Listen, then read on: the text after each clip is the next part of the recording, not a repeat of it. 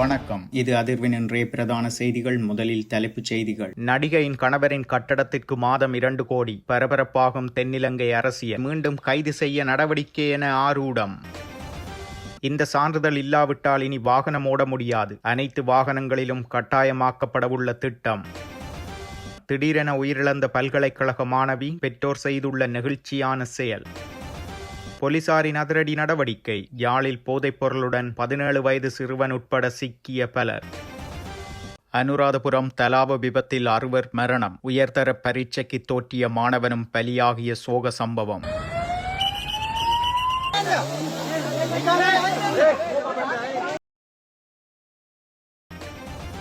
மீண்டும் தாயகம் திரும்ப உள்ள இலங்கை அகதிகள்.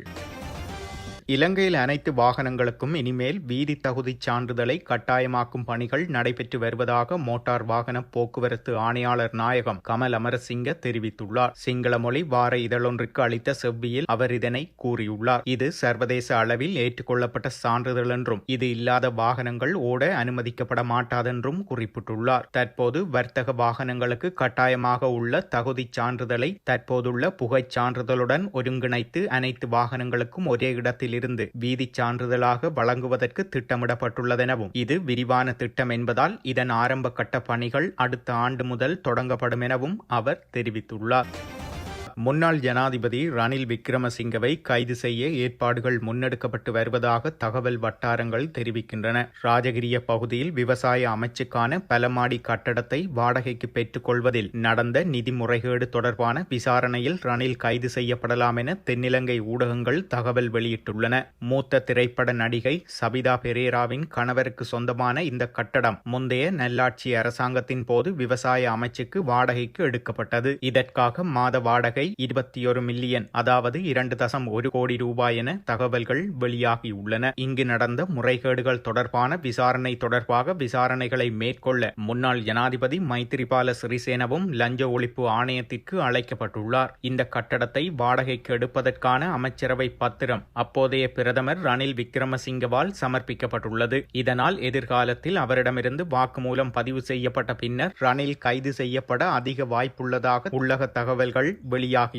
நிதி மோசடி தொடர்பில் ஏற்கனவே ரணில் விக்ரமசிங்க கைது செய்யப்பட்டு விளக்கமறியலில் வைக்கப்பட்ட பின்னர் பிணையில் விடுவிக்கப்பட்டுள்ளார். எனினும் அவருக்கு ஏற்பட்ட உடல்நலக் குறைவு காரணமாக கொழும்பு தேசிய வைத்தியசாலையில் அனுமதிக்கப்பட்டிருந்த நிலையில் விடுவிக்கப்பட்டமை குறிப்பிடத்தக்கது.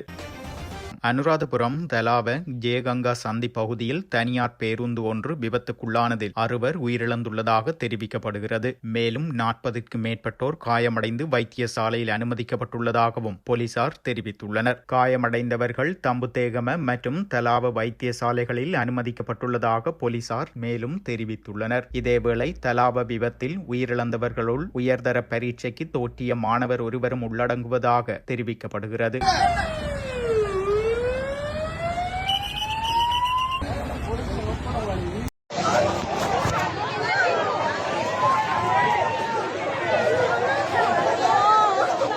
අපි වාහනේ ආවේ අල්ලන්න තමයි තියෙන්නේ. පොත් ගෙනාවේ නෑ අයියේ. අතට ඉන්නද කට්ටිය?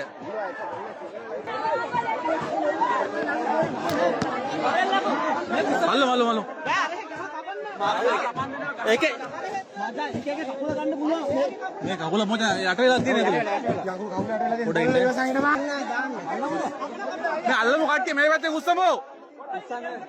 පොඩ ඉන්නෝ.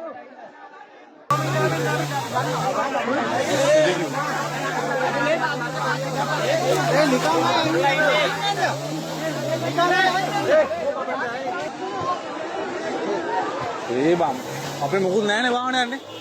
වාහනයක් නැහැ නේ කෙනෙක් ගන්න.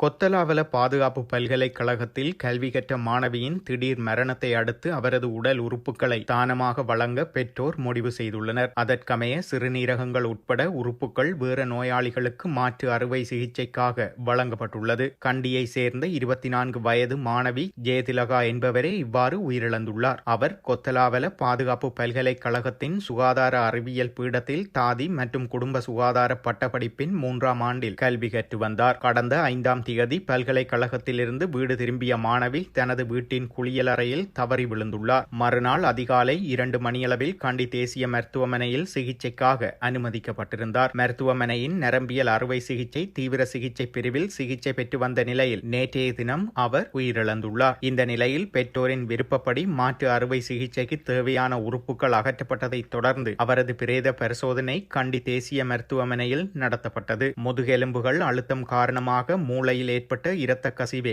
மரணத்திற்கு காரணம் என்பது உறுதி செய்யப்பட்டது. மருத்துவ அறிக்கைகள் மற்றும் சமர்ப்பிக்கப்பட்ட ஆதாரங்களை பரிசீலித்த பின்னர் இது ஒரு திடீர் மரணம் என கண்டி தேசிய மருத்துவமனையின் மரண விசாரணை அதிகாரிகள் உறுதி செய்துள்ளனர்.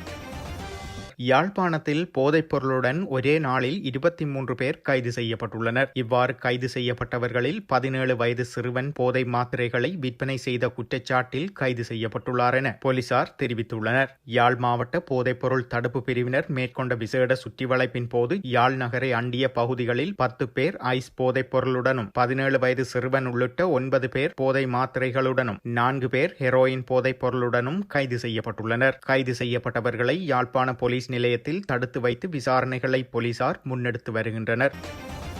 இந்தியாவில் குறிப்பாக தமிழகத்தில் அதிகமாக தங்கியிருக்கும் இலங்கை தமிழ் அகதிகள் தன்னார்வ அடிப்படையில் மீண்டும் தாயகம் திரும்புவதற்கான பணிகள் முன்னெடுக்கப்படும் என UNHCR தெரிவித்துள்ளது. குறித்த அமைப்பின் இந்திய பிரதிநிதி அரட்டி சியன்னி இதனை நேற்று நிகழ்வொன்றின் போது தெரிவித்துள்ளார். கடந்த ஆண்டு 200 இலங்கை அகதிகள் தங்கள் தாய்நாட்டிற்கு திரும்பியுள்ளனர். எனினும் அவர்களில் 4 பேரை இலங்கையின் குடிவரவு அதிகாரிகள் கைது செய்தமையை அடுத்து தன்னார்வ மீள் திரும்பல் பணிகளை UNHCR தற்காலிகமாக நிறுத்தி வைத்தது. எனினும் தற்போது இலங்கை அதிகாரிகளுடன் இது தொடர்பில் செயற்பட்டு வருவதாக சிஎன்இ தெரிவித்துள்ளார். இந்தியாவில் சுமார் 80,000 இலங்கை அகதிகள் தங்கியுள்ளதாகவும் அவர்களில் 2002 முதல் 18,643 பேர் தன்னார்வ அடிப்படையில் தாயகம் திரும்பியுள்ளனர் எனவும் தகவல்கள் தெரிவிக்கின்றன. இத்துடன் செய்திகள் நிறைவடைகின்றன. மறக்காமல் அதிர்வு சேனலை லைக் மற்றும் சப்ஸ்கிரைப் செய்து கொள்ளுங்கள்.